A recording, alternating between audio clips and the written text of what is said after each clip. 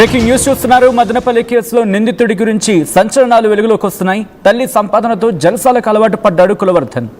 Corona వరకు అందరితో బాగానే ఉన్నాడు కులవర్ధన్.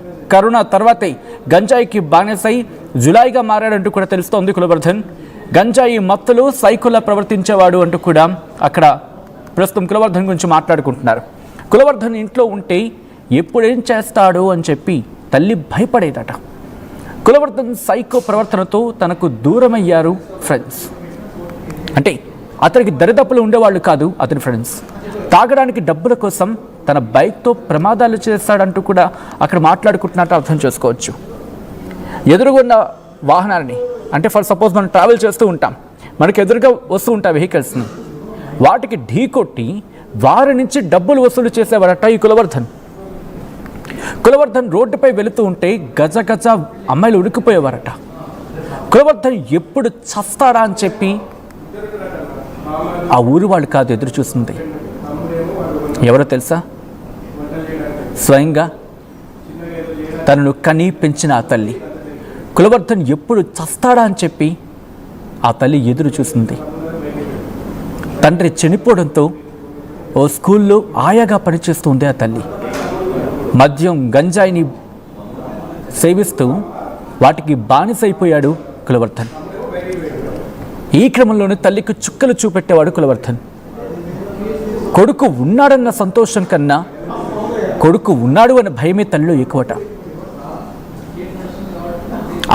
ఎవరైనా కొడుకు ఇంట్లో ఉంటే ఆ తల్లికి సంతోషం, కానీ ఆ కొడుకు ఇంట్లో ఉన్నాడంటే ఆ తల్లికి భయం. ఎందుకంటే ఏ క్షణాన ఏం చేస్తాడని చెప్పి. ఇలాంటి ఆ సైకోగాడిని ఆ తల్లి ఇన్నాళ్ళు భరించింది. ఇప్పుడు ఈ సైకోగాడు చచ్చాడు, కానీ అనవసరంగా ఒక చిన్నారి ప్రాణాన్ని బలి తీసుకున్నాడు ఈ దుర్మార్గుడు. ఎంతమంది ఈ వీడియో చూస్తున్నారో ఒక్కసారి మాట్లాడే ప్రయత్నం చేయండి. I request. నేను అఫ్కోర్స్ ఈ మధ్యకాలంలో ఎప్పుడు నేను మిమ్మల్ని రిక్వెస్ట్ చేస్తుంది లేదు. కారణం ఏంటంటే చాలామంది జులాయిగా తిరగడాన్ని చాలా దర్జాగా భావిస్తూ ఉంటారు. ఇంకొంతమంది గంజాయి తాగుతూ మాదక ద్రవ్యాలు సేవిస్తూ ఏదో పెద్ద బిల్డప్ ఇస్తూ ఉంటారు. నేను తోపు, నేను తురుము, అది ఇది గొప్పలకు పోతూ ఉంటారు. ఇటువంటి దుర్మార్గుడు చచ్చాడు అంటే ఆ తల్లి సంతోషిస్తుందంటే అర్థం చేసుకోవాలి. ఏ తల్లికైనా ఏదో అంటూ ఉంటారు కదా మాటలోని, కాకి పిల్ల కాకికి ముద్దని చెప్పి, ఎంతటి తల్లికైనా తన పిల్లాడంటే సంతోషమే, సంతృప్తి, ఆనందమే. కానీ ఈ దుర్మార్గ విషయంలో తల్లి కూడా భయపడేది. పాపం ఎక్కడో ఆయాగా పనిచేస్తోందంటే వీడు ఏం చేయాలి? కనీసం రోడ్డు మీదకి వెళ్ళి తల్లి బాధపడుతుందని చెప్పి అడుక్కు తినైనా తల్లిని పోషించాలి కదా. కాకుండా తల్లి మీద పడి తిన్నవే కాకుండా గంజాయి మద్యం సేవిస్తూ బానిసైపోయి రోడ్ల మీదకి వెళ్ళి అమ్మాయిల్ని ఏడిపించుకుంటూ వీడు ఎప్పుడు ఎదురు పడితే గజ గజ గజ ఉణికిపోయేవాళ్ళు అక్కడ అమ్మాయిలంటే అర్థం చేసుకోండి వీడు ఎంత నీచుడు, ఎంత దుర్మార్గుడు. సో డీటెయిల్గా మాట్లాడుకునే ప్రయత్నం చేద్దాం. ఇదే అంశానికి సంబంధించి పూర్తి సమాచారం అందించేందుకు సురేష్ ఫోన్ లైన్లో జాయిన్ అవుతున్నారు. సురేష్, ఎదుగాడి గురించి ఇంకా ఎటువంటి విస్తుపోయే నిజాలు బయటపడుతున్నాయి? ఏదైతే మదనపల్లిలో చిన్నారి ప్రియ యొక్క హత్య సంబంధించినటువంటి దాని గురించి మనం ప్రధానంగా మాట్లాడుకున్నట్లయితే మీరు అన్నట్టుగా నిజంగానే కులవర్ధన్ ఎప్పుడు కాలం చేసి వెళ్ళిపోతాడా అన్నటువంటి భావన ఆ కాలనీ వాసులంతా ప్రతి ఒక్కరిలో కూడా మెల్లినటువంటి పరిస్థితి ఉంది. అయితే ఇవాళ ఉదయం ఎవరైతే కులవర్ధన్ తనకు తనుగా ఒక చెరువులో దూకి తనకు తనగా మరణించినటువంటి పరిస్థితి మాత్రం ఆ కాలనీ వాసులకే కాదు మదనపల్లి పట్టణం అంతా కూడా ఒక ఆనందదాయకమైనటువంటి పరిస్థితులు నెలకొన్నాయని చెప్పాలి. ఎందుకంటే అతని తీరు, అతను వ్యవహరించినటువంటి ఆ పనులు కానీ, అతను చేసేటువంటి పనులు కానీ ప్రజల్ని అంత భయాందోళన గురి చేశాడు. ఆ రకంగా అతను ఉన్నటువంటి స్వభావం కలిగినటువంటి వ్యక్తి అనేసి కూడా మనకు తెలుస్తుందని చెప్పాలి. నిన్న మనం చూసాం మదనపల్లి ఏదైతే పెద్ద ఎత్తున కూడా ఉదయం నుంచి నిన్న నైట్ వరకు కూడా ప్రజలు కావచ్చు, ఎవరైతే మృతి చెందినటువంటి బాలిక తల్లిదండ్రులు, బంధువులు కావచ్చు, స్థానిక ప్రతి ఒక్కరు కూడా రోడ్డునెక్కి అతన్ని ఎన్కౌంటర్ చేయాలన్నటువంటి డిమాండ్ పెద్ద ఎత్తున కూడా నిరసనలు స్వచ్ఛందంగా రోడ్ల పైన కూర్చొని నిరసన తెలియజేసినటువంటి పరిస్థితి కూడా ఉంది. కులవర్ధన్ గురించి మనం ప్రధానంగా మాట్లాడుకున్నట్లయితే తనకు చిన్నప్పటి నుంచి కూడా తండ్రి లేదు, కేవలం అతని కుటుంబం అంటూ ఆధారం తన తల్లి ఒకటే.